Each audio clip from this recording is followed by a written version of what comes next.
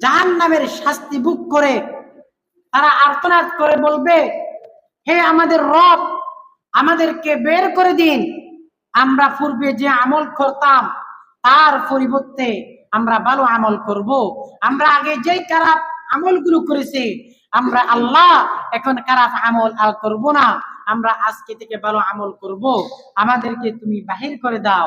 আল্লাহ বলবেন, ওগো বান্দা বান্দিনী, তোমাদেরকে সেই সুযোগ দেওয়া হয়েছিল, তোমাদেরকে কি আমি এতটুকু হায়াত দিই নাই? তোমাদেরকে আমি কি এতটুকু বয়স দিই নাই?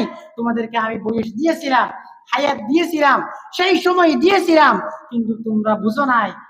তোমাদের কাছে আমি ওসিয়ত করার জন্য, তোমাদের বার্তা পৌঁছানোর জন্য, ভালো আমল কোনগুলো সেগুলা দেখিয়ে দেওয়ার জন্য, জান্নাত জাহান্নামের শাস্তি বর্ণনা নিয়ে, আয়াত নিয়ে তোমাদের কাছে মানুষ পাঠিয়েছিলাম, নবী পাঠিয়েছিলাম, আলেম পাঠিয়েছিলাম, ফকিহ পাঠিয়েছিলাম, কিন্তু তোমরা সেগুলো আমল করো নাই।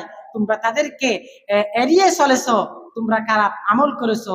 তোমাদেরকে আর সুযোগ দেওয়া হবে না, বরং তোমরা জাহান্নামেই থাকবে, জাহান্নামেই থাকবে। ওই জাহান্নাম চিরদিনের জন্য তোমাদের জন্য স্থান। নাউযুবিল্লাহ। তাহলে জাহান্নামেররা জাহান্নামের শাস্তিগুলো ভোগ করে, কিন্তু তারা বলে,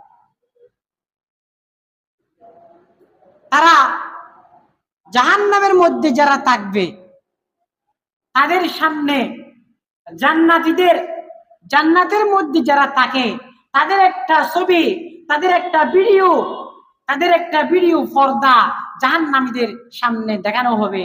বলবে, ওই জাহান্নামীরা, দেখো দেখো জান্নাতের মানুষরা কি শাস্তি, জান্নাতের মানুষরা কি আরাম বিলাস করতেছে, কি সুখ শান্তির মধ্যে তারা আছে, তোমরা একটু জান্নাতীদেরকে দেখো। আর জাহান্নামীরা জান্নাতীদেরকে দেখে বলবে, আহা, আমাদেরকে সেখানে নিয়ে যাও না, আমরা একটু জান্নাতে যাই, আমরা একটু জান্নাতে যাই। জান্নাতীরা বলবে, দুনিয়ার মধ্যে থাকা অবস্থায় আমি নামাজ পড়েছিলাম, এই বান্দা তোমাকে আমি বলেছিলাম আসো ভাই আমার সাথে একটু নামাজ মসজিদে যাই নামাজ পড়তে, তুমি কিন্তু আমার কথা শোনা নাই ভাই, তুমি আমার কথা না শুনে তুমি জুয়া খেলার মধ্যে বসেছিলা, তুমি আঞ্জু মিয়ার দোকানে বসেছিলা, আমি নামাজ পড়তে গিয়েছিলাম, তুমি আঞ্জু মিয়ার দোকানে জুয়া খেলেছিলা, এখন তুমি জাহান্নামে থাকো, আমি জান্নাতের আরাম বিলাস ভোগ করতেছি, আর কোন আর সুযোগ নাই। জাহান্নামীরা কপালে হাত মেরে মেরে বলবে, দুনিয়ার মধ্যে থাকা অবস্থায় আমি কি করেছি?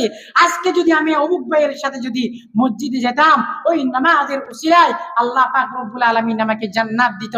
আজকে জুয়া খেলার কারণে, আজকে আমি খারাপ কাজে সময় দেওয়ার কারণে আজকে আমাকে জাহান্নামে আসতে হয়েছে। তাহলে মুসলমান, এখনো সময় আছে, আপনারা নিজের সময়কে আপনারা সঠিক পদ্ধতিতে, সঠিক জায়গায় আপনারা ব্যয় করুন, খারাপ কাজে নয়, খারাপ কাজে নয়।